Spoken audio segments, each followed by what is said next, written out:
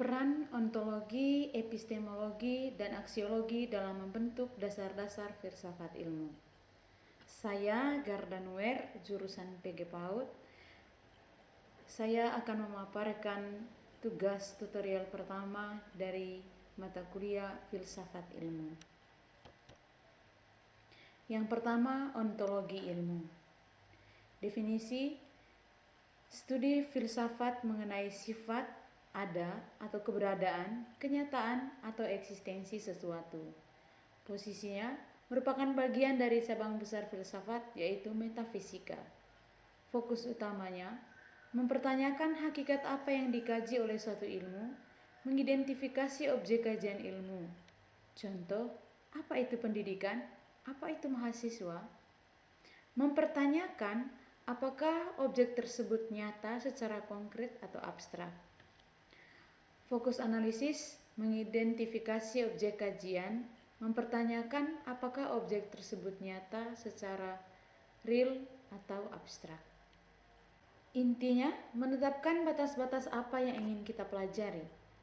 Seseorang disebut mahasiswa bukan hanya karena status administratif, tetapi karena ia menunjukkan karakteristik intelektual di balik kata tersebut. Ontologi menuntut kita memahami esensi dan hakikat terdalam dari bidang yang kita geluti. Menetapkan batas-batas apa yang ingin kita pelajari, mempertanyakan apakah objek tersebut nyata secara konkret atau abstrak.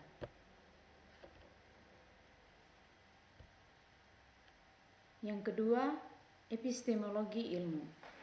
Definisi: studi tentang asal-usul, metode, dan validitas pengetahuan. Epistemologi adalah pelajaran tentang asal-usul pengetahuan, kebenaran pengetahuan, dan bagaimana pengetahuan itu dikatakan benar. Proses ilmiah, bagaimana itu diperoleh lewat metode, prosedur, dan langkah sistematis. Metode ilmiah, pengetahuan berubah menjadi ilmu jika disusun berdasarkan proposisi yang tepat, objektif, sistematis, dan universal. Uji kebenarannya membedakan opini subjektif dengan kebenaran objektif ilmiah. Etika, apakah penggunaan ilmu ini benar salah atau baik buruk bagi masyarakat? Contoh etika nuklir atau fenomena sosial. Menjadi pemandu moral dalam penggunaan teknologi dan informasi. Nilainya, ilmu tidak hanya soal tahu, tapi soal manfaatnya bagi kemanusiaan. Inti, menjamin bahwa pengetahuan tersebut valid dan dapat dipertanggungjawabkan. Pada posisi mahasiswa, sebagai intelektual, argumen kita harus berbasis data dan riset, bukan sekedar opini tanpa bukti. Kebenaran subjektif berasal dari pengalaman pribadi, seperti perasaan, hanya diyakini oleh diri sendiri atau kelompok kecil. Keberadaan objektif ilmiah diperoleh melalui metode dan prinsip keilmuan sehingga dapat diterima oleh semua orang. Pembeda utama keberadaan ilmiah bersifat universal, sedangkan opini bersifat personal. Aksiologi ilmu. Definisi: studi tentang nilai, etika, dan estetika dalam penerapan ilmu. Studi filosofis tentang nilai aksia yang mencakup etika atau moralitas dan estetika, keindahan atau keselarasan. Etika, apakah penggunaan ilmu ini benar salah atau baik buruk bagi masyarakat? Contohnya etika nuklir atau fenomena sosial. Nilainya, ilmu tidak hanya soal tahu, tapi soal manfaatnya bagi kemanusiaan.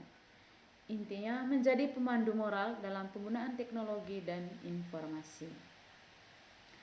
Fenomena sosial, bagaimana ilmu memediasi perbedaan nilai antar budaya?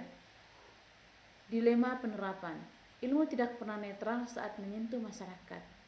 Nuklir, secara epistemologi benar, teknologi canggih, tetapi secara aksiologi bila salah mengancam kemanusiaan.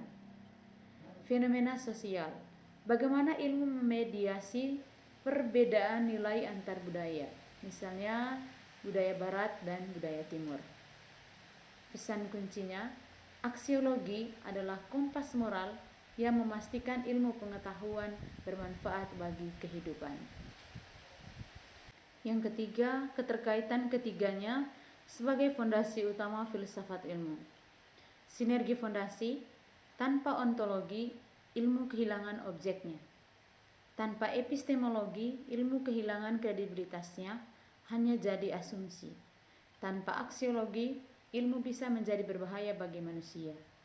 Kesimpulannya, ontologi menetapkan apa yang kita lihat, yaitu objek.